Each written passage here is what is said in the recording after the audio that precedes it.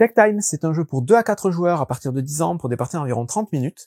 C'est un jeu coopératif et un jeu évolutif, c'est-à-dire qu'on va avoir les règles qui vont changer au fur et à mesure des parties. Plus on avancera dans le jeu, plus on aura des choses en plus qui vont se rajouter, ou en moins des fois. Le jeu va venir donc avec un système d'enveloppes. Vous allez avoir en tout 10 enveloppes, même il y en a 12 en tout, mais il y a 10 enveloppes avec des missions dedans. Donc ça, c'est la première enveloppe, l'enveloppe 1. Dans chaque enveloppe, vous aurez des petites règles particulières liées à cette enveloppe et 4 plateaux horloges qui correspondent aux 4 missions en fait que vous aurez à faire pour le chapitre. Donc le chapitre 1, vous aurez le 2, le 3, le 4 et tout ça donc jusqu'à 10. Donc au total 40 missions différentes. Et en plus de ça, vous allez avoir donc une petite enveloppe qui est vierge au début, dans laquelle vous pourrez mettre les missions qui vous posent un peu problème, que vous voulez mettre de côté parce que vous n'y arrivez pas. Et vous aurez une enveloppe finale, la 12, qui, on vous dit dans les règles, il faut ouvrir uniquement quand vous aurez fait toutes les autres missions. Donc évidemment, c'est un jeu où la découverte est intéressante, donc je vais pas vous spoiler dans cette explication tout ce qui va se passer au fil des enveloppes. Je vais juste vous expliquer les règles avec la première enveloppe, donc le chapitre 1 et les 4 missions de ce chapitre. Je vous expliquerai vite fait, je mettrai une petite bannière spoil ce qui va se passer éventuellement dans les chapitres 2, 3 et 4, mais j'irai pas plus loin. Le but du jeu, je vous dis, c'est quand même de découvrir au fur et à mesure ces missions et d'essayer de s'y adapter pour remporter les parties. Pour la mise en place, c'est très simple. Vous allez commencer par prendre l'enveloppe du chapitre auquel vous êtes. Donc au début, ce sera le chapitre 1. Vous allez sortir tous les plateaux, donc horloges de cette enveloppe. Il y en a 4 à chaque fois. Et vous allez les empiler en commençant par le 1, en dessous le 2, puis le 3, puis le 4. Ce sera l'ordre dans lequel vous résoudrez ces missions. Vous allez avoir dans chaque enveloppe donc la petite règle correspondant à ces différents plateaux. Vous aurez donc une explication des différents symboles que vous allez retrouver dessus. Et ensuite, vous allez donc placer un jeton d'engrenage. Donc il y en a 3 dans la boîte correspondant au nombre de joueurs. Donc le jeton pour 2 joueurs, le jeton pour 3 joueurs que j'ai mis ici, le jeton pour 4 joueurs. Et en fonction de ces jetons, vous allez avoir plus ou moins de symboles avec des yeux dessus qui vont correspondre au nombre de fois où vous allez pouvoir jouer des cartes face visible. Je vais y revenir. À côté de ce gros jeton, vous allez mettre des petits jetons. Vous les mettrez face cachée en début de partie et de l'autre côté vous aurez aussi des symboles avec des yeux qui vont vous aider si jamais vous avez des échecs au cours de la partie. Ensuite vous avez un tas de cartes, donc ces cartes vous avez 2 couleurs, vous avez les cartes noires et les cartes blanches, donc ça c'est le verso, et au recto c'est des cartes numérotées de 1 à 12 dans chaque couleur. Donc 12 cartes blanches, 12 cartes noires. Ces cartes là vous allez les mélanger. Et vous allez en distribuer un certain nombre aux joueurs en fonction du nombre de joueurs. Si vous jouez à 2 joueurs, vous distribuerez 6 cartes à chaque joueur. Et ces cartes, il faudra les scinder en 2 tas, un tas de 4 et un tas de 2. Et vous allez voir qu'au début de la partie, on va prendre d'abord la main de 4 cartes, et une fois qu'on aura joué les 2 premières cartes, on pourra récupérer les 2 cartes suivantes. Ça, c'est si vous jouez à 2. Si vous jouez à 3 joueurs, il faudra distribuer 4 cartes à chaque joueur. Donc là, c'est la configuration que j'ai mis en place ici. Donc on va donner 4 cartes à chaque joueur. Encore une fois, les cartes, au début, quand vous les distribuez, vous les laissez face cachée. Vous les prenez pas directement dans votre main. Et à 4 joueurs, ce sera 3 cartes à chaque joueur. En fait, il faut qu'il y ait, quel que soit le nombre de joueurs, 12 cartes distribuées en tout. Donc 6 à 2, 4 à 3 et 3 à 4. Et ensuite, vous allez révéler le plateau de la mission que vous voulez faire. Sur ce plateau, en tout cas pour les 2 premiers chapitres, on va vous dire où placer l'aiguille. Donc l'aiguille, c'est un petit jeton comme celui-ci, qui est dessiné par défaut. Vous le mettrez exactement à l'endroit où c'est dessiné. À partir du chapitre 3, vous verrez que ce sera à vous de décider comment vous voulez orienter l'aiguille. Et ensuite, il suffit d'analyser un petit peu les règles de ce plateau. Je vais vous expliquer dans un premier temps les règles principales du jeu qui sont communes à tous les plateaux, qui peuvent être amenées à varier, mais les règles de base. La première règle, c'est que on va devoir, donc, comme je vous disais, classer ces cartes, jouer nos cartes autour du plateau. Par défaut, donc face cachée, on va les jouer donc joueur après joueur, et on va jouer des cartes en face des différentes pointes. Donc vous voyez que le plateau horloge est divisé en 6 quartiers. Chaque pointe correspond à un quartier. Et vous allez avoir sur certains quartiers des petites contraintes qui vont apparaître. Mais la règle de base, c'est qu'on va devoir jouer donc des cartes en face de ces quartiers, par défaut face cachée, et il faut au moins jouer une carte en face de chaque quartier. Ça, c'est la première règle. Il faut qu'il y ait au moins une carte. Certains quartiers en auront plus, puisque vous aurez 12 cartes à jouer au total et qu'il n'y a que 6 quartiers, donc vous pourrez mettre plus de cartes sur certains quartiers. Mais il en faut au moins une. La deuxième règle, c'est que, évidemment, quand on va jouer ces cartes, il va falloir faire en sorte qu'elles soient classées par ordre croissant, dans le sens des aiguilles d'une montre, en commençant par le plus petit numéro qui devra être là où pointe l'horloge. L'aiguille, pardon. L'aiguille ici, elle pointe ici, donc ça veut dire que ce quartier-là, ça doit être celui qui va avoir la plus petite valeur en carte. Et que le quartier d'après devra être supérieur ou égal, puis le quartier d'après supérieur ou égal au précédent, et ainsi de suite. Donc on va devoir vraiment faire en sorte que ce soit croissant dans le sens des aiguilles d'une montre. Et enfin, la dernière règle, qui ne s'appliquera pas pour les trois premières missions, c'est qu'il ne faudra pas que sur un même quartier, on ait un total de cartes qui dépasse 24. C'est voilà une des règles de base. Mais le petit symbole infini que vous trouvez sur le premier, deuxième et troisième plateau casse cette règle. C'est-à-dire que là, vous allez pouvoir dépasser sans problème 24 sur un quartier. Vous pouvez mettre la valeur que vous voulez. À partir du quatrième plateau, il n'y a plus le symbole d'infini, et donc là, il faudra respecter cette règle, ne jamais dépasser 24 sur un même quartier. Voilà pour les règles principales qui vont s'appliquer à peu près tous les plateaux. Maintenant, ce plateau-là, il a des règles spécifiques en plus. Par exemple, ici, on vous dit que sur le premier quartier, ici, on ne devra jouer qu'une seule carte blanche. Il y a un petit symbole avec une carte blanche. Il peut y avoir qu'une seule carte blanche. On ne peut pas rajouter de cartes, on ne peut pas jouer une carte noire. Et le dernier quartier ici, on vous dit qu'il faudra jouer obligatoirement 3 cartes, peu importe leur couleur. Quand c'est marron, comme ça veut dire peu importe la couleur. Quand c'est blanc, c'est carte blanche. Quand c'est noir, c'est carte noire. Donc, voilà les contraintes de ce plateau. Obligatoirement une carte blanche ici, obligatoirement 3 cartes noires ici. Une fois qu'on sait ça, qu'on a analysé ça, on connaît les règles du jeu, on a distribué les cartes, encore une fois, on ne les a pas regardées encore, on va commencer la partie. Et donc la partie va se dérouler en 3 phases. La première phase, c'est la phase de discussion. La phase de discussion, elle se fait sans regarder les cartes. Et donc, on connaît les règles, on va discuter, essayer de mettre au point une stratégie pour résoudre la mission au mieux. Donc là, on pourrait dire, par exemple, celui qui estimera avoir la carte blanche de plus petite valeur va jouer en premier et il va jouer ici. Parce qu'il n'y a pas d'ordre du tour. En tout cas, pour le premier joueur, ça peut être n'importe quel joueur. À partir du moment où ce joueur-là aura joué, après, par contre, on va jouer dans le sens aiguille d'une montre. Et on va jouer une carte après l'autre. Donc voilà, on peut discuter là-dessus, on peut se dire, bon ben là, il faut 3 cartes, on va mettre nos plus grosses cartes, on les met ici. Ce genre de choses, donc au début c'est assez facile, il n'y a pas grand-chose à dire je pense, plus on avancera dans la partie, plus on aura des contraintes, et plus il faudra mettre au point des stratégies un peu plus complexes. Une fois qu'on a fini la discussion, qu'on sait à peu près ce qu'on doit faire, on passe à la deuxième phase, c'est la phase de pause. Donc là, on va chacun prendre les cartes qu'on a en main. J'en ai une en trop, pardon. Donc là, je vous les montre, mais évidemment, on ne doit pas se les montrer. Et à partir de cette phase, on ne peut plus discuter. On passe en mode communication ultra limitée. Toute la phase de pause se fait sans parler. Donc là, on avait dit, par exemple, on a dévoilé le truc, on passe à la phase de pause, on avait dit celui qui pense avoir la carte la plus faible en valeur blanche joue en premier. Donc lui, là, tout de suite, hop, il va prendre sa carte et il va la jouer. Et donc il joue sa carte face cachée. C'est la règle de base. Les cartes doivent être jouées face cachée. Une fois qu'il a joué, ben là par contre, l'ordre du tour est établi, donc on va jouer dans le sens aigu d'une montre, donc maintenant ça va être à lui de jouer.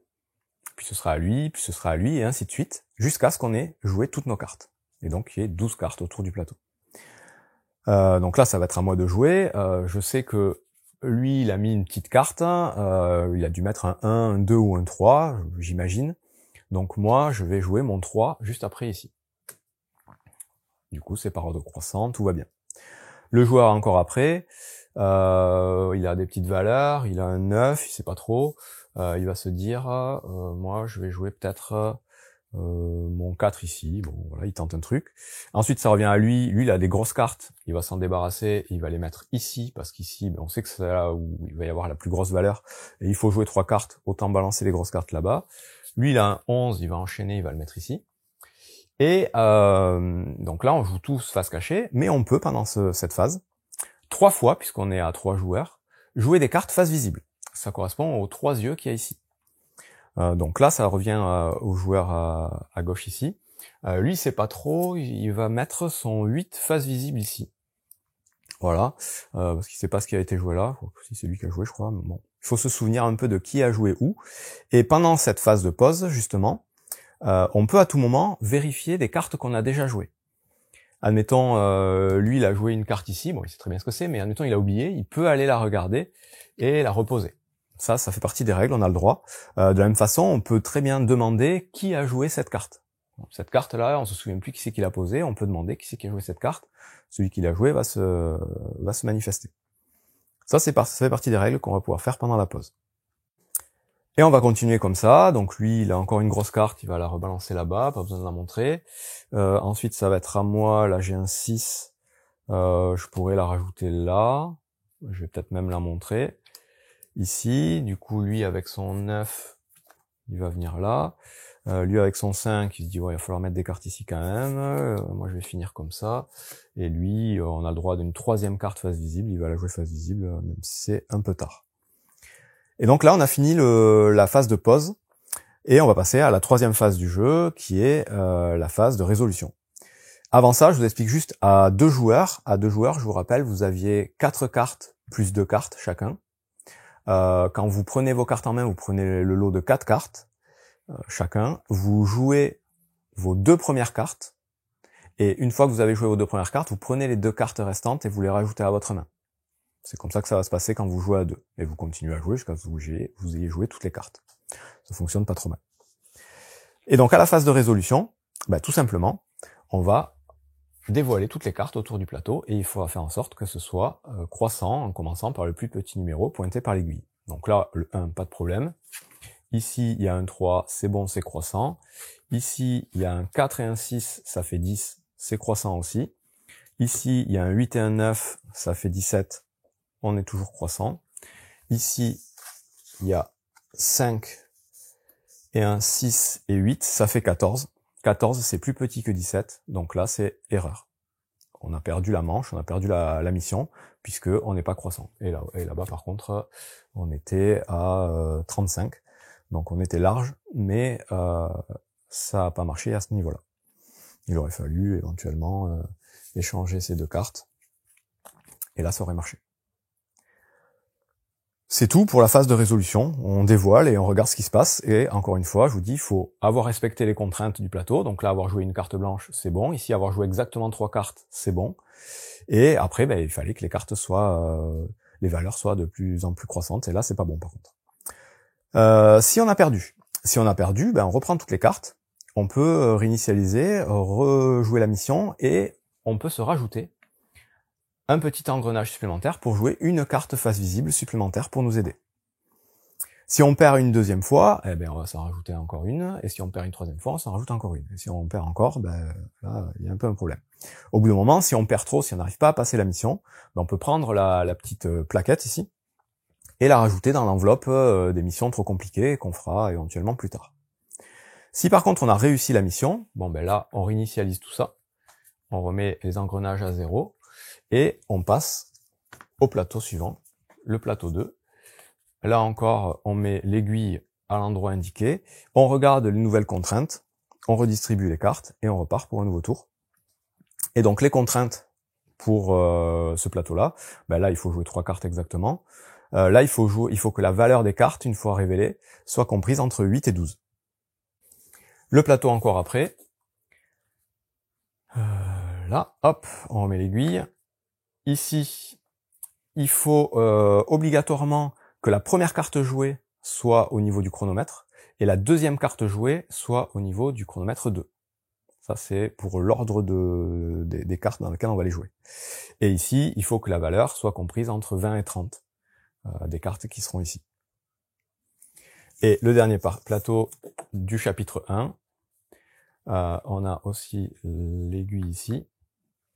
Là, il faut que la valeur des cartes qui est placée donc au niveau de l'aiguille soit la plus proche de 6 par rapport à tous les autres quartiers. Donc là, typiquement, si je joue un 6, on est bon, il n'y a pas de risque, tout va bien se passer.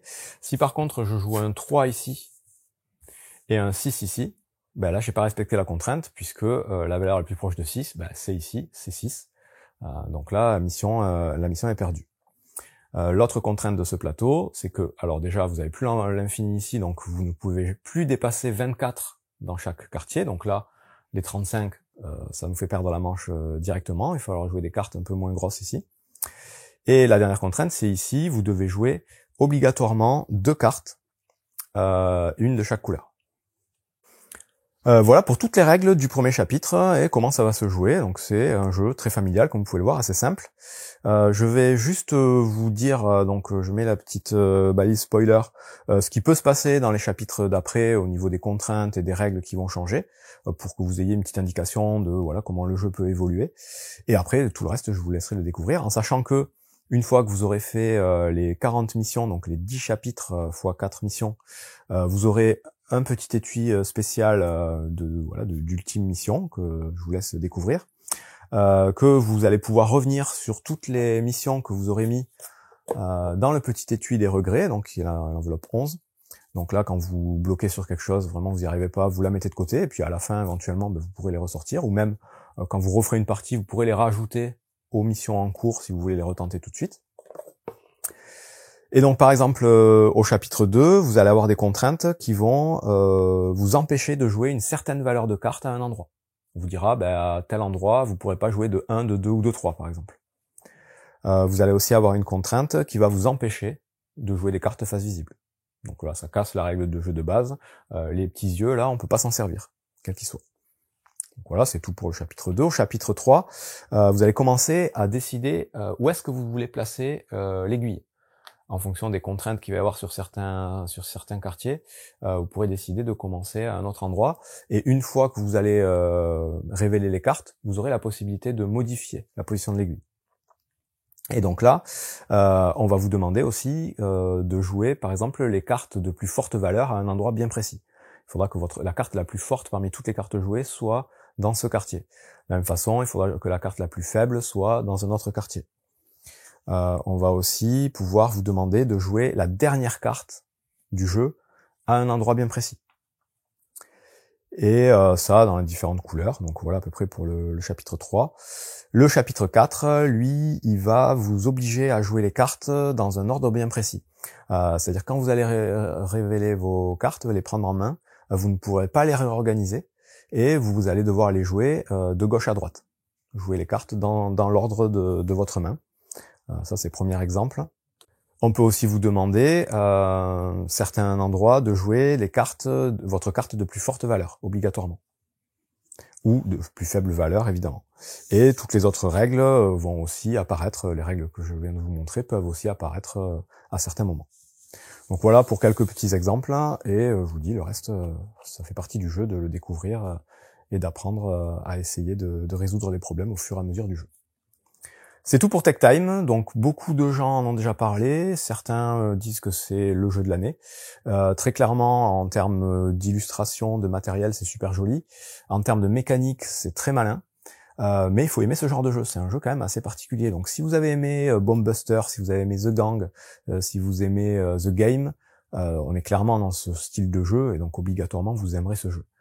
C'est vraiment voilà le genre de jeu coopératif à communication limitée. The Crew aussi, pardon. The Crew, ça fait partie des jeux qui ressemblent beaucoup et que vous pouvez apprécier si vous aimez ça. Si par contre c'est le genre de jeu que vous aimez pas, bon là c'est pas la peine d'insister, ça vous aimerez pas nécessairement celui-là non plus. Ce qui est sûr, c'est que c'est assez malin, très familial, très facile à expliquer, facile à jouer. Il y a voilà une petite ambiance qui se crée autour de la table. Mais voilà, je connais pas mal de monde qui n'aime pas ce genre de jeu. Moi, c'est pas nécessairement ma mécanique préférée, mon genre de jeu préféré. Mais je reconnais toutes les qualités du jeu, donc voilà, à vous de vous faire votre propre avis. Dans tous les cas, c'est à essayer, c'est sûr, et ça fait partie des bons jeux de l'année, c'est évident. Bon jeu.